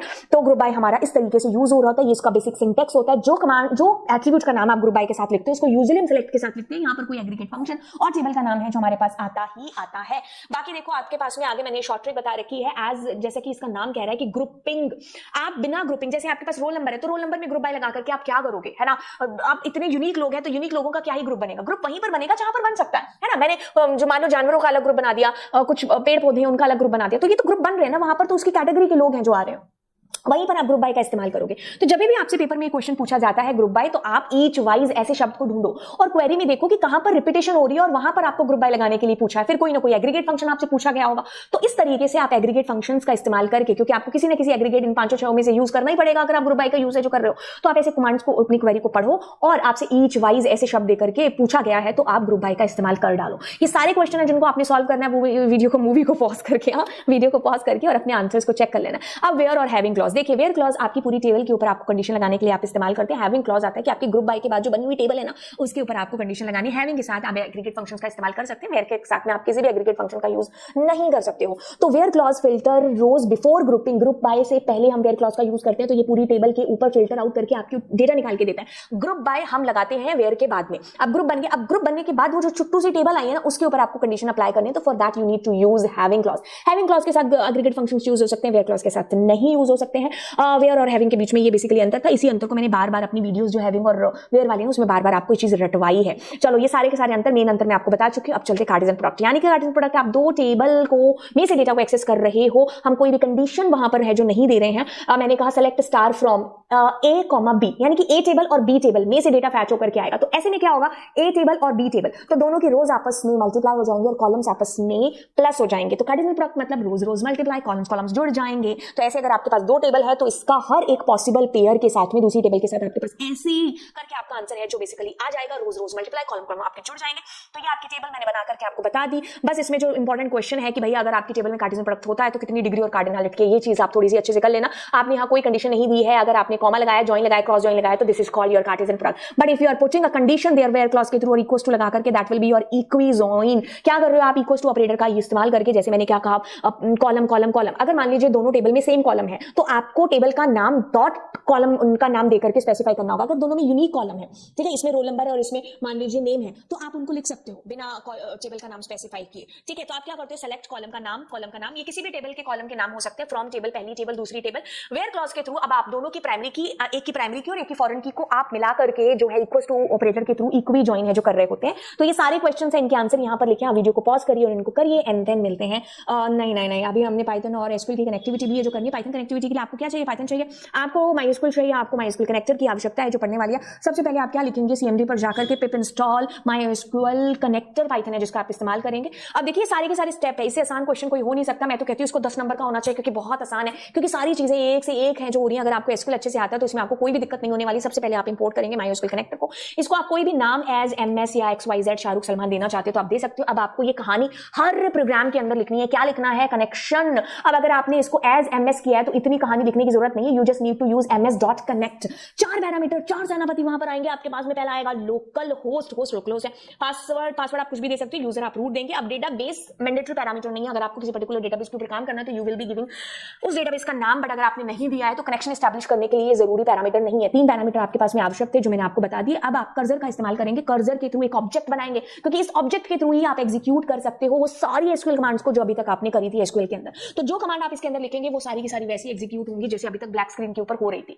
ठीक है, फाइनली फैच ऑल का यूज करके आप डेटा को फैच कर लेंगे और क्लोज कर देंगे कनेक्शन को। ये एक बेसिक स्ट्रक्चर होगी। अब मैं आपको बताती हूँ कि आपको हर कनेक्टिविटी का प्रोग्राम किस तरीके से करना है। आप सबसे पहले MySQL dot connector as MS लिखना है तो आप लिखिए, क्योंकि अगर आपने लिख दिया तो आपको यहाँ पर MS का इस्तेमाल करना पड़ेगा। कनेक्ट चारों सेनापति आपने लिख लिया। अब कर्सर का एक ऑब्जेक्ट बनेगा। अब इसके अंदर आप अपनी कमांड्स को, जो भी SQL में आपने सीखा है ना, like, not like, between, and, जो भी आपने सीखी है, अपडेट, इंसर्ट, डिलीट, वो सब आप यहां पर है जो एग्जीक्यूट के अंदर एग्जीक्यूट कर सकते हैं। जैसे आप लिखोगे वो सारी एग्जीक्यूट हो जाएंगी। आपको कुछ ना है ना, ये फॉर्मेट तो रट्टा हुआ है ना, बस आप एग्जीक्यूट के अंदर वो चीज लिख देंगे जो क्वेश्चन के अंदर आपसे पूछे। बाकी सारी चीजें सेम टू सेम है जो आएंगी। बस डेटाबेस का नाम और पासवर्ड आपका आपके क्वेश्चन की डिमांड के अकॉर्डिंग चेंज है जो बेसिकली हो जाएगा। कमिट कमांड का हम यूज हमेशा वहां पर करते हैं जहां पर हमें अपने डेटा बेस की जो टेबल है उसमें चेंज करना है, जैसे अपडेट के टाइम पर, जैसे इंसर्ट के टाइम पर हम कमिट का यूज है जो बेसिकली कर रहे होते हैं। तो ये सारी चीजें हमें याद करनी है जब हम अपने टेबल के अंदर डेटा को डालेंगे, किसका यूज करके, कनेक्टिविटी का यूज करके। मतलब यही कनेक्टिविटी है, पाइथन और SQL दोनों आपस में कनेक्ट हो रहे हैं। अब देखो, हमें पैरामीटराइज क्वेरी को भी है जो याद रखना पड़ेगा। आप अगर परसेंट वाले तरीके से करना चाहते हो तो आप कर सकते हो। बाकी मैं फॉर्मेट फंक्शन से भी है जो कर रही हूँ। बस कुछ नहीं है, जो पैरामीटर है इसमें ध्यान रखना कि अगर ये स्ट्रिंग है तो इसको कोट्स में देना है। ठीक है, ये बाहर डबल कोट्स है इसलिए अंदर सिंगल कोट दिया, अगर बाहर सिंगल कोट है तो अंदर डबल कोट है जो देंगे। तो ये से वैल्यू आपकी जो है रिप्लेस हो जाएगी। अब आपको सारा डेटा जो कि यूजर ने डाला होगा कि भाई कोमल नाम है तो कोमल वाला डेटा आपको डिस्प्ले हो जाएगा। वैसे इंसर्ट के अंदर भी आप यही चीज कर सकते हो, अपडेट के अंदर भी यही चीज कर सकते हो। पहले वाला पहले से, दूसरे वाला दूसरे से जाकर के रिप्लेस है जो हो जाएगा। ओके, डिलीट के अंदर भी हम यूज कर सकते हैं इसको। अब हम फैच वन आपका एक रो आपकी फैच करके देता है। ट्यूपल के अंदर आपका आंसर रिटर्न होता है। अगर मान लीजिए आपकी टेबल के अंदर डेटा नहीं है तो ये आपको नन आंसर रिटर्न करेगा। फैच ऑल आपकी टेबल का सारा रिकॉर्ड आपको फैच करके दे देगा लिस्ट ऑफ ट्यूपल की फॉर्म में, क्योंकि आपकी टेबल है ना, जो उस टेबल के अंदर जो पहली रो है वो ट्यूपल में आई, ये दूसरी रो ट्यूपल में आई, लेकिन सारा डेटा बंच में एक लिस्ट ऑफ ट्यूपल में आपको जाकर के मिलेगा फैच ऑल के अंदर। अगर आपकी टेबल खाली है तो एक खाली लिस्ट आपको थमा दी जाएगी। लेकिन फैच मैनी की बात करते हैं। फैच मैनी में अगर आपने कोई साइज नहीं दिया है तो ये एक रिकॉर्ड आपको फैच करके दे देगा, लेकिन अगर आपने साइज में लिखा है 3 तो आपकी टेबल की 3 जो रो है वो आपको लिस्ट ऑफ ट्यूपल की फॉर्म में डिस्प्ले है जो बेसिकली हो जाएंगी। अब आप fetch one, fetch all, fetch many का यूज है जो बेसिकली यहां पर कर रहे हो। फैच वन के थ्रू क्या होगा, एक row at a time, fetch all में सारी की सारी रो, फैच मैनी में जो आपने नंबर स्पेसिफाई किया, सिंगल ट्यूपल या फिर नन आएगा उस केस में जब आपकी टेबल में कोई डेटा नहीं है। लिस्ट ऑफ ट्यूपल में, लिस्ट ऑफ ट्यूपल में रो बाय रो, और ये सारा का सारा आपका रिकॉर्ड फैच कर देगी। और ये जितना आपको चंक चाहिए आप उतना उसमें यूज कर रहे होते हैं। अब हम चलते हैं नेटवर्किंग की तरफ। नेटवर्किंग की एडवांटेज क्या है, communication medium, access to remote, resource share, ये सारे के सारे एडवांटेजेस के अंदर है जो हमारे पास नेटवर्किंग के अंदर आते हैं। क्योंकि नेटवर्किंग का मतलब ही यही है, दो या दो से ज्यादा कंप्यूटर्स को हमने आपस में लिंक कर दिया। क्यों? क्योंकि हमें डेटा शेयर करना था। हमें जो है रिमोटली एक्सेस करना हो सकता है किसी भी कंप्यूटर को, जो कंप्यूटर कहीं और पड़ा है और हमें उसको दूसरे कंप्यूटर के साथ में लिंक करना है। ये सारे के सारे फायदे हैं नेटवर्किंग के। अब देखिए, आप नेटवर्किंग की बात करें तो ARPANET की बात ना करें, ऐसा हो नहीं सकता। ARPANET की फुल फॉर्म इसके यूज से ज्यादा इंपॉर्टेंट है, advance research project agency network. अब देखो, जब इंटरनेट की, जब नेटवर्क की शुरुआत, इंटरनेट तो बहुत बाद में, हम नेटवर्क की शुरुआत की बात करते हैं 1969 के अंदर यूएस गवर्नमेंट ने सोचा कि हम कुछ ऐसा करें कि जिससे हमारा डेटा है जो फ्लो हो पाए, कोई भी कंडीशन आ जाए, चाहे न्यूक्लियर की कंडीशन आए, चाहे कैसी भी कंडीशन क्यों ना आए, हम अपने डेटा का फ्लो है जो बहुत अच्छे से चाहते हैं कि एक जगह से दूसरी जगह हमारा डेटा फ्लो है जो हो पाए। तो उन्होंने एक कमेटी बनाई जिसका नाम रखा ARPA। उस ARPA कमेटी ने बड़े यत्नों और प्रयत्नों के बाद में एक नेटवर्क एस्टैब्लिश किया जहां पर हम डेटा शेयर कर पा रहे थे। कंप्यूटर का डेटा दूसरे कंप्यूटर पर भेजा जा रहा था, दूसरे का पहले पर। तो वो जो था वो ही आपका ARPANET था। इन्होंने उसको ARPANET नाम दिया। अब धीरे धीरे टाइम चेंज होता है। ये आपको विकिपीडिया पर मिल जाएगा, पेपर में बनाना नहीं ना, आपको याद रखना है। ये सिर्फ मेमोरी में एक पिक्चर बनाने के लिए कि दिस इज ARPANET का फर्स्ट लॉजिकल मैप है, दैट वाज केम इन मार्च 1977। अब देखिए, ARPANET के बारे में मैंने आपको चीजें बता दी हैं और इसमें कुछ पूछा नहीं जाएगा। NSF-NET ये 80s के टाइम पर आया था, क्योंकि कोई भी चीज अपने आप में इतनी परफेक्ट नहीं है। ARPANET में जो कमियां थी उनको सुधार करते हुए एक NSF-NET है जो बनाया गया। फिर इंटरनेट है जो आज के टाइम में हम यूज करते हैं, और हम कैसा विजन देखना चाहते हैं इंटरनेट का आने वाले टाइम में, दैट इज इंटरस्पेस के अंदर आता है। ठीक है, जिसमें हम ऑडियो, इसकी शुरुआत है जो हम कह सकते हो। क्या हम ऑडियो यूज नहीं करते? करते अभी के टाइम पर करते हैं। हम डायनामिक 3D एनवायरनमेंट यूज करते हैं, यस। तो इंटरस्पेस की एक शुरुआत है। तो ये आपको एक याद रखना है कि 80s के टाइम पर NSF national science foundation network और ARPANET advance research project agency network इसकी फुल फॉर्म थी। अब देखो, कम्युनिकेशन मीडियम की अगर हम बात कर लेंगे तो आपके पास में टर्म है जो सेंडर यूज होती है, जो डेटा भेजता है, रिसीवर जो डेटा रिसीव करता है, मैसेज जो हम डेटा भेज रहे होते हैं। ठीक है, कम्युनिकेशन मीडियम, क्या चैनल आप यूज कर रहे हो, क्या फाइबर ऑप्टिक यूज कर रहे हो, क्या कोई एक्साइल केबल यूज हो रही है, क्या यूज हो रहा है, कौन सा मीडियम है जो डेटा को एक जगह से दूसरी जगह भेजने के लिए इस्तेमाल है जो हो रहा है। प्रोटोकॉल्स, यानी कि हम अपने नेटवर्क के अंदर जो डेटा अगर एक जगह से दूसरी जगह भेजते हैं तो वहां पर प्रोटोकॉल्स, कुछ रूल्स को फॉलो है जो किया जा सकता है। बिना रूल्स के हम कोई भी डेटा एक जगह से दूसरी जगह शेयर कर ही नहीं है जो सकते हैं। अब देखिए, हम अगर अपने टाइप्स ऑफ नेटवर्क को ज्योग्राफिकल एरिया की बेसिस पर डिवाइड करें तो सबसे पहले आता है पर्सनल एरिया नेटवर्क। पर्सनल मतलब मेरा मेरा मेरा मेरा, यानी कि पर्सनल की बात हो रही है। अगर हम एक कमरे के अंदर, अगर मैं ब्लूटूथ इस्तेमाल कर रही हूँ, एक मेरे पास लैपटॉप है, दूसरे मेरे पास फोन है, तो मैं ब्लूटूथ के थ्रू अपने डेटा को ट्रांसफर कर रही हूँ, तो वो एरिया कौन सा यूज हो रहा है, आपके एक रूम की बात कर रही हूँ ना, ज्योग्राफिकल एरिया, तो वो है आपका पर्सनल एरिया नेटवर्क। सबसे कम है जो दायरा इसी का होता है। हॉटस्पॉट की बात हम कर सकते हैं इसके अंदर। अब ये सारे एग्जाम्पल है आपके पास में किसके, हॉटस्पॉट या फिर ये ब्लूटूथ की, तो ये आपके पर्सनल एरिया नेटवर्क के अंदर है जो बेसिकली आ जाते हैं। अब हम दायरा थोड़ा सा बड़ा करते हैं, बिल्डिंग बना लेते हैं, ठीक है, बिल्डिंग के अंदर जो शेयरिंग हो रही है, जो आप अगर नेटवर्क की बात कर रहे हो तो वो आपका लोकल एरिया नेटवर्क है, ठीक है, एक नेटवर्क है, एक बिल्डिंग की बात हो रही है तो वो हम लोकल एरिया नेटवर्क की बात करते हैं। LAN connects various devices such as computer, mobile, सारे अगर आपस में कनेक्टेड है बिल्डिंग के अंदर तो that means we are talking about LAN, ठीक है। सिंगल रूम है, ऑफिस, कॉलेजेस, यूनिवर्सिटीज, कैंपस है जहां पर इसका इस्तेमाल है जो बेसिकली किया जाता है, तो ये चीज है। अब यहाँ पर एडवांस टेक्नोलॉजी के थ्रू भी हमारी एक लैन है जो कनेक्ट तो ये लैन के ही सारे के सारे एग्जांपल है। मैन यानी कि मेट्रोपॉलिटन एरिया नेटवर्क, बहुत सारे लैन जुड़ करके एक मैन बना रहे होते हैं, तो मैन मतलब मेट्रोपॉलिटन एरिया नेटवर्क, यानी कि एक सिटी के अंदर अगर मैं एक सिटी के एक कोने से दूसरे कोने पर डेटा को शेयर कर रही हूं तो यहां पर दूरी कितनी हो गई, ज्योग्राफिकल एरिया बढ़ गया, तो यानी कि मेट्रोपॉलिटन एरिया की बात हो रही है। छोटे छोटे लैन मिलकर के मैन की बात करें। अब ये हमारा एक मैन है और वैन की बात हो रही है, तो यानी कि यहां पर कोई दूरियां ही नहीं है। ज्योग्राफिकल एरिया मतलब एक कॉन्टिनेंट से दूसरा कॉन्टिनेंट, एक कंट्री से दूसरी कंट्री, एक सिटी से दूसरी सिटी, एक स्टेट से दूसरी स्टेट, तो यहां पर एरिया क्या है, बढ़ गया है, तो यानी कि वैन की बात हो रही है। इंटरनेट की बात हो रही है, यहां पर हम वाइड एरिया नेटवर्क है जिसकी बात कर रहे हैं, तो छोटे छोटे लैन मिलकर के मैन, छोटे छोटे मैन मिलकर के वैन की बात है जो यहां पर कर रहे हैं। तो अगर मैं फ्रांस से इंडिया कोई डेटा भेज रही हूं तो यानी कि दूरी बहुत ज्यादा है, तो this means we are talking about internet, we are talking about वैन की बात है जो यहां पर हम कर रहे हैं। तो यस, आगे चलते हैं। ये वन शॉट है जिसको आप अच्छे से याद कर लेना, ये भी मैंने वन शॉट के तौर पर आपको दे दिया। अब हम नेटवर्क डिवाइसेस की बात करते हैं। यहां पर सबसे पहले गर्दन पकड़ते हैं किसकी, मॉड्यूलेटर, डीमॉड्यूलेटर की, जिसको मॉडेम का नाम है जो देते हैं मॉडेम।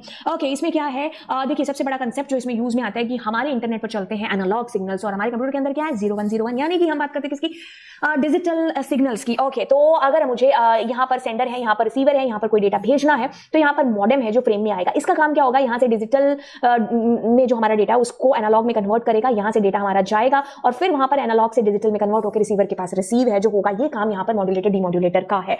इसमें दो टर्म यूज हो रही है, मॉडेम, ठीक है, मॉड्यूलेटर, डीमॉड्यूलेटर। अब देखो मैं अगर एमओ मॉड्यूलेटर की बात करती हूँ और डीमॉड्यूलेटर की बात करती हूँ तो मैंने डीमॉड्यूलेटर को डैड से याद किया हुआ था। क्यों? क्योंकि डीमॉड्यूलेटर का काम है एनालॉग को डिजिटल में चेंज करना, तो यहाँ पर डीमॉड्यूलेटर फ्रेम में आता है, यहाँ पर मॉड्यूलेटर फ्रेम में आता है। तो ये दो टर्म को मिलकर के इस तरीके से बना है जो हुआ है। तो modulator converts digital data into analog and demodulator analog into digital. तो डैड के टर्म से आप इसको याद कर सकते हो। बाकी हम इथरनेट कार्ड की बात करते हैं जिसको हम नेटवर्क इंटरफेस कार्ड कहते हैं। ये एक जरिए जिसके थ्रू हम इंटरनेट से कनेक्ट होते हैं, क्योंकि आपने देखा होगा आपके कंप्यूटर के आपके जो सीपीयू होता है उसके पीछे कैबिनेट होता है, उसके पीछे आपको इसकी दिखा होगा एक पोर्ट लगा हुआ। तो हम इस पोर्ट के अंदर अपनी जो लैन केबल है उसको हम डाल रहे होते हैं और ये वही है जिसके ऊपर मैक एड्रेस है, जो unique media access control address है वो स्पेसिफाई है जो होता है। एंड बस हम इसके पीछे जो है अपनी लैन केबल को अटैच कर देते हैं और हम इंटरनेट से कनेक्ट हो जाते हैं। रिपीटर का काम क्या है, रिपीट करना सिग्नल्स को। यानी कि अगर ये ए सेंडर है और ये रिसीवर है, इसके बीच में दूरी बहुत ज्यादा है, 100 मीटर या उससे ज्यादा की है, तो हमारे सिग्नल्स क्या है, वीक हो सकते हैं। क्योंकि डेटा अगर इतनी दूरी कैरी कर रहा है, मतलब डेटा है जो इतनी लंबी दूरी है जो तय कर रहा है, तो ऐसे में सिग्नल्स वीक हो सकते हैं। तो बीच में रिपीटर्स होते हैं जो आपके डेटा को रीट्रांसमिट करते हैं वीक हुए सिग्नल्स को, ठीक है। तो वीक हुए सिग्नल्स को रीट्रांसमिट करने का काम आपका किसका है, रिपीटर का है। तो हम एम्पलीफाई, रीजनरेट शब्द भी इस्तेमाल है जो कर लेते हैं, उसके लिए हम रिपीटर का इस्तेमाल कर रहे होते हैं। राउटर मतलब रूट डिसाइड करने वाला, कौन से रूट से आपका डेटा है जो रिसीवर तक जल्दी है जो पहुंच पाएगा, तो ये रूटर का काम है जो बेसिकली होता है। Router is a network device that receive, analyse और ट्रांसमिट करता है डेटा डिफरेंट नेटवर्क के अंदर। It connects your local area network to the internet, क्योंकि मुझे एक जगह से डेटा दूसरी जगह पर भेजना है और किस रूट से मैं भेजूं ताकि जल्दी जल्दी हमारा डेटा वहां तक पहुंच पाए, तो हमारे रूटर्स के इस्तेमाल होते हैं। बाकी आपके पास वायर्ड, आपने वायरलेस, ये रूटर्स आजकल आपने जो सुने होंगे, हम इनका इस्तेमाल है जो घर पे अपने कर रहे होते हैं। ये रूटर के एग्जांपल है। हब और दो है टर्म यूज होगी, that is hub and switch. देखिए दोनों का काम है आपस में कंप्यूटर्स को कनेक्ट करना। जैसे आप इसका एग्जांपल समझ सकते हो, अगर हम यहाँ पर हब का यूज कर रहे हैं तो दैट मींस अगर मैंने डेटा यहाँ से यहाँ भेजना है तो सारी की सारी जितनी भी नोट्स होंगी वहां तक आपका डेटा जाएगा। इसीलिए कहते हैं कि ये डेटा को क्या करता है, ब्रॉडकास्ट करता है। इसी रीजन की वजह से यहाँ पर ट्रैफिक भी है जो ज्यादा जनरेट होता है, क्योंकि जो आपने डेटा एक जगह से दूसरी जगह भेजा वो सारी कनेक्टेड नोड्स के पास में चला जाएगा। वहीं पर फायदा हो जाता है स्विच के अंदर। इसीलिए इसको इंटेलिजेंट डिवाइस भी है जो बोला गया है, क्योंकि इसके अंदर क्या है कि जिस नोड में डेटा जाना है उसी नोड में जाएगा, तो फालतू का ट्रैफिक भी जनरेट है जो नहीं होता। ये इसमें दोनों में डिफरेंस था। बाकी गेटवे की बात करेंगे तो दो डिसिमिलर नेटवर्क को कनेक्ट करने के लिए गेटवे का इस्तेमाल है जो होता है। ये क्वेश्चन है जो आपके सीबीएसई 2024 में आ भी चुका है कि गेटवे की फंक्शनलिटी बतानी। Gateway is used to connect to network or applications that use different protocols. एक में कुछ प्रोटोकॉल, एक में कुछ, तो हम दो डिफरेंट डिसिमिलर नेटवर्क्स को आपस में कनेक्ट कर रहे हैं, तो उसके लिए गेटवे का इस्तेमाल कर रहे हैं, ठीक है। तो ये इनके अंदर अंतर है। बाकी टोपोलॉजी यानी कि हम फिजिकल और लॉजिकल अरेंजमेंट की बात कर रहे हैं हमारे डिवाइसेस की, ठीक है। सबसे पहले अगर हम टोपोलॉजीज की बात करें तो आपके पास बस star ring tree and mesh topology example है। अब बैकबोन में क्या होता है, एक तार होती है, तार के दोनों सिरों पर टर्मिनेटर्स लगे होते हैं और कंप्यूटर लगे होते हैं। इसमें क्या होता है कि अगर आपका कंप्यूटर खराब हो जाए तो ढूंढना, उसको डायग्नोस करना इज लिटिल टफ, बट अगर डायग्नोस हो जाए तो आप उसको हटा देते हो, ठीक है। आप उसके नए कंप्यूटर को जोड़ भी सकते हो, या नई नोड को कह लो कि आप जोड़ भी सकते हो। अगर इसमें खराबी हो जाए तो डायग्नोस करना इज लिटिल टफ, बट आप इसको हटा दोगे तो इट्स ओके, हट जाएगा। नया जोड़ना है तो आप जोड़ सकते हो, लेकिन अगर आपका जो ये बीच में बैकबोन है अगर यही खराब हो गई तो वो आपकी बस टोपोलॉजी होगी नहीं, से सारा का सारा सिस्टम आपका अफेक्ट होगा। ये वन वे रूट है। अगर मैं डेटा यहां से यहां भेज रही हूं तो तब तक सारी नोड्स को बाकी जो बची उनको वेट करना होगा। जैसे ही आपकी प्रोसेस टर्मिनेट होगी, टर्मिनेटर्स के थ्रू कि भाई डेटा पहुंच चुका है तब आपकी नेक्स्ट प्रोसेस है जो स्टार्ट होगी। तो जितने ज्यादा नंबर ऑफ कंप्यूटर आपके उसके साथ जुड़े होंगे बैकबोन के साथ, उतनी दिक्कत ज्यादा हो सकती है। अगर कम नोड कनेक्टेड है तो उतनी दिक्कत नहीं होगी। तो उस अकॉर्डिंग आपके पास में बैकबोन, टर्मिनेटर, ये मैंने सारी चीजें आपको बता दी। This is the example of आपकी इसका बस टोपोलॉजी का है, ठीक है। इसकी वर्किंग मैंने आपको बता दी। अब इसके एडवांटेज डिसएडवांटेज का आप स्क्रीनशॉट है जो आप ले सकते हो। स्टार टोपोलॉजी में क्या होगा कि अगर आपके बीच में एक हब या आपका एक मेन डिवाइस होगा, उसके साथ में बाकी सारे कनेक्टेड होंगे। दैट इज आपकी स्टार टोपोलॉजी के अंदर है जो बेसिकली आता है। स्टार की शेप कुछ इस तरीके से होती है, ऐसा नहीं कि उसमें कुछ तारे जैसी चीज होती है, इस तरीके से उसकी शेप है जो होती है। तो आपके पास हब या स्विच है, उसके साथ बाकी सारी नोड्स ऐड होती है। ये थोड़ी सी एक्सपेंसिव है as comparatively to bus topology के, और ये सिक्योर भी है। यहाँ पर अगर आपकी किसी नोड में दिक्कत आती है तो डायग्नोस करना ईजी हो जाता है, उसको आप हटा सकते हो, जोड़ सकते हो। बट अगर बैकबोन जैसे उसमें खराब हो रही थी तो पूरा सिस्टम ठप हो रहा था। सेम यहाँ पर भी डिसएडवांटेज है कि अगर आपका बीच का हब या बीच वाला जो डिवाइस है जिसके साथ सब कनेक्टेड, अगर वो खराब हो जाता है तो वो आपकी पूरी स्टार टोपोलॉजी ही खत्म है जो हो जाएगी। ठीक है, टोपोलॉजी दो टोपोलॉजीज का कॉम्बिनेशन है, बस और स्टार का। मतलब यहाँ पर ऐसे करके एक जो है इस तरीके से अगर कोई बड़ी कंपनीज है वहां पर इसका बेसिकली इस्तेमाल है जो होता है। तो ये जो स्ट्रक्चर आपको देख रही है ट्री की तरह, जिसकी काफी सारी ब्रांचेस बन रखी हैं और जिसमें बस टोपोलॉजी भी इस्तेमाल हो रही है, तो ये आपका एग्जांपल है किसका, बस टोपोलॉजी का। तो एक बैकबोन है, इधर आपके कुछ डिवाइसेस, मतलब आपकी स्टार टोपोलॉजी है। तो ये वो सारे एडवांटेज डिसएडवांटेज जो दोनों में थे वो यहाँ पर है। अगर इसमें बैकबोन खराब हो जाएगी तो ये आपस में तो काम कर सकते हैं, बट ये आपस में डेटा को ट्रांसफर जो नहीं कर पाएंगे। तो ये आपके पास आपको देखना है, समझना है कि ये बैकबोन के अंदर की चीजें हैं। अब हम आगे बात करते हैं रिंग टोपोलॉजी की। रिंग टोपोलॉजी मतलब सारी की सारी आपस में कनेक्टेड है। तो इसमें या तो क्लॉकवाइज होगा या एंटी क्लॉकवाइज होगा। इसमें दिक्कत ये आएगी कि हम इसको हटा देंगे तो दिक्कत आ जाएगी क्योंकि तारे वेस्ट है जो हो जाएंगे। ठीक है, तो अगर मुझे नए को जोड़ना है तो पहले इससे इसको जोड़ना पड़ेगा, इससे इसको है जो जोड़ना पड़ेगा। अगर खराब हो गए तो अगर मेरा ये क्लॉकवाइज है तो यहां से डेटा मेरा आगे नहीं जा सकता, तो पूरा का पूरा सिस्टम ही है जो ठप हो जाएगा। ठीक है, मैच टोपोलॉजी में क्या होता है कि हर डिवाइस हर किसी के साथ में कनेक्टेड है जो होता है। तो ये स्टार हमारी फुली कनेक्टेड मैच टोपोलॉजी। अगर पार्शियली है तो जिसको जिससे जोड़ना है उसी को उसके साथ जोड़ेंगे। बाय द वे ये सबसे सिक्योर भी है बट सबसे एक्सपेंसिव भी है क्योंकि इसमें तारों का जाल कभी कभार है जो वेस्टेज क्रिएट है जो करता है, क्योंकि हमें जरूरत नहीं है तो भी हमने उसके साथ तार है जो लगा रखे। फिर हम बात करते हैं www की, यानी कि वर्ल्ड वाइड वेब की। It is a vast collection of interlinked web pages and resources that can be accessed through the internet. अगर मैं किसी वेबसाइट को एक्सेस कर पा रही हूँ तो वो इसी की वजह से एक्सेस कर पा रही हूँ। अगर मैं उस पर वीडियो वॉच कर रही हूँ, वीडियो देख रही हूँ, तो मैं उसी की वजह से ही है जो देख रही हूँ। किसकी वजह से? वर्ल्ड वाइड वेब, यानी कि जाल है किसका, वेबसाइट्स का। हमने बात करी कि www क्या है, कलेक्शन ऑफ वेब पेजेस है। अगर हम इंटरनेट की बात करें तो इंटरनेट क्या है, ग्लोबल नेटवर्क है। इंटरनेट नहीं होगा तो www कैसे होगा, हम कैसे वेबसाइट्स को, कैसे वेबसाइट के डेटा को एक्सेस कर पाएंगे। तो इंटरनेट एक ग्लोबल नेटवर्क है जिसकी वजह से जो एक जरिया बनता है www के थ्रू डेटा को एक्सेस करने का। डेटा मतलब हम वेबसाइट्स की बात करें तो internet is a global network of interconnected computers while the web is a collection of interlinked web pages accessible over the internet. Revision notes के तौर पर हम कह सकते हैं कि it is a collection of website और web pages stored on the web server and connected to devices through the internet. Internet जरिया होगा कनेक्ट करने का। ओके, दीज वेबसाइट्स, जो भी वेबसाइट्स की बात कर रहे हैं हम, उसके अंदर किसी वेबसाइट में आपने देखा होगा इमेजेस है, ऑडियो है, साउंड है, तो हर वेबसाइट के अंदर हम ये सारी चीजों को देख पाते हैं। www with internet allows retrieval and display the websites on your devices. इसी की वजह से हम देख पा रहे हैं हमारे वेबसाइट्स को, इन सबको। और इसको इन्वेंट किया था टिम बर्नर्स-ली ने 1989 के अंदर। अगर हम एक वेबसाइट की बात करते हैं तो website is a collection of web pages. Okay, तो website is a collection of web pages. Okay, website जो होती है हमारी वो किसी एक पर्टिकुलर टॉपिक को लेकर के, किसी ऑर्गेनाइजेशन को लेकर के बनाई जाती है। लेकिन अगर हम वेब पेज की बात करते हैं तो वो उस वेबसाइट के अंदर का हिस्सा है। जैसे मान लो आरके हॉस्पिटल है तो उसकी एक वेबसाइट है, यानी कि वो सब कुछ बता रही है उस आरके हॉस्पिटल के बारे में। मान लो कोई आरके स्कूल है तो वो स्कूल की वेबसाइट है, वो बता रही है आपको सिर्फ उस स्कूल के बारे में। तो ये कलेक्शन ऑफ पेजेस है। जैसे एक बुक है हिंदी की तो वो आपको उस हिंदी जो है उसी के ही बारे में बता रही है। जैसे आपके पास बुक है, मान लो मेरी बुक आपने खरीदी है ना आईपी की, तो वो आईपी के बारे में आपको बताएगी। उसमें आपको कुछ भी इंग्लिश की या कुछ भी आपको एसएसटी की चीजें जो नहीं मिलेगी। वैसे ही वेबसाइट क्या है, एक पर्पस, एक ऑर्गेनाइजेशन को एक मोटो करके बनाई जाती है। उसमें बहुत सारे वेब पेजेस हैं जो कनेक्टेड होते हैं। ओके, ये हमारी वेबसाइट है। Websites are made up of multiple web pages, क्योंकि किताब की अगर हम बात करेंगे तो उसमें पेजेस तो होंगे ही ना, बिना पेजेस के हम किताब की बात कैसे कर सकते हैं। तो सारे पेजेस हैं जो वो आपस में कनेक्टेड होते हैं। ऐसा नहीं है कि एक जो चैप्टर में चीजें आ रखी है वो हमने एसएसटी से ले ली, एक की हमने हिंदी से ले ली, ऐसा नहीं होगा। वो सारे उसी से रिलेटेड है जो बेसिकली होंगे। जैसे हमने एनसीईआरटी की इस वेबसाइट को ओपन किया तो इसमें काफी सारे हाइपर लिंक्स हैं जो लग रखे हैं। अभी एनसीईआरटी से ही बिलोंग करती है, इसमें आपको कोई और डेटा नहीं है जो दिखने वाला है। बाकी देखो, ये मैंने वेबसाइट ओपन की है, यहाँ पर इस लिंक पर क्लिक करूंगी तो मैं यहाँ पर पहुंच जाऊंगी। ठीक है, तो सारे वेब पेजेस आपस में क्या है, कनेक्टेड होते हैं। तो आपका वेब पेज है जो टिम बर्नर्स-ली जिन्होंने फर्स्ट वेब पेज डेवलप किया था।